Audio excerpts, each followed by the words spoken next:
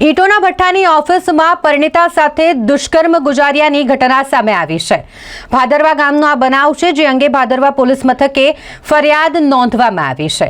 આ મામલે પોલીસ દ્વારા એક આરોપીની ધરપકડ કરવામાં આવી છે, જ્યારે અન્ય એક આરોપી જે પોલીસ પકડથી દૂર છે।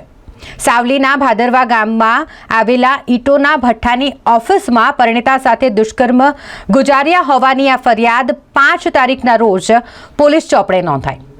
જાણકારી મુજબ પરિણીતા સાથે ઈટોના ભઠ્ઠાના માલિક દ્વારા 25 ડિસેમ્બર એટલે કે નાતાલની રાત્રે દુષ્કર્મ ગુજારવામાં આવ્યું હતું। 25 ડિસેમ્બરના રોજ પરિણીતાને કામના બહાને ઈટોના ભઠ્ઠાની ઓફિસમાં બોલાવીને આરોપી ભઠ્ઠાના માલિક દ્વારા પરિણીતા યુવતી સાથે દુષ્કર્મ આચરવામાં આવ્યું, જે અંતર્ગત પરિણીતાને મોઢું ન ખોલવા માટે ધમકી પણ આપવામાં આવી હતી।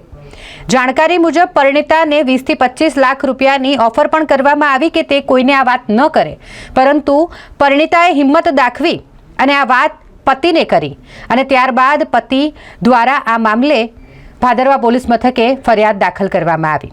આ બંને ભાઈઓ કે જેના દ્વારા વારંવાર પરિણીતા સાથે છેડતી કરવામાં આવતી, કાળુ પઠાણ અને એનુલ હસન પઠાણ, આ બંને આરોપીઓ વિરુદ્ધ પોલીસ મથકે ફરિયાદ દાખલ કરવામાં આવી છે, જેમાંનો એક આરોપી એનુલ હસન પઠાણ, જેને ભાદરવા પોલીસ દ્વારા ઝડપી પાડવામાં આવ્યો છે। જાણકારી મુજબ એનુલ હસન પઠાણ કે જે યુપીમાં હિસ્ટ્રી સીટર રહી ચૂક્યો છે અને જેલની સજા પણ ભોગવી ચૂક્યો છે, જેના દ્વારા પરિણીતા સાથે અહીં દુષ્કર્મ આચરવામાં આવ્યું હોય, આ મામલે પોલીસ દ્વારા તપાસ કરીને આરોપીને ઝડપી પાડવામાં આવ્યો છે।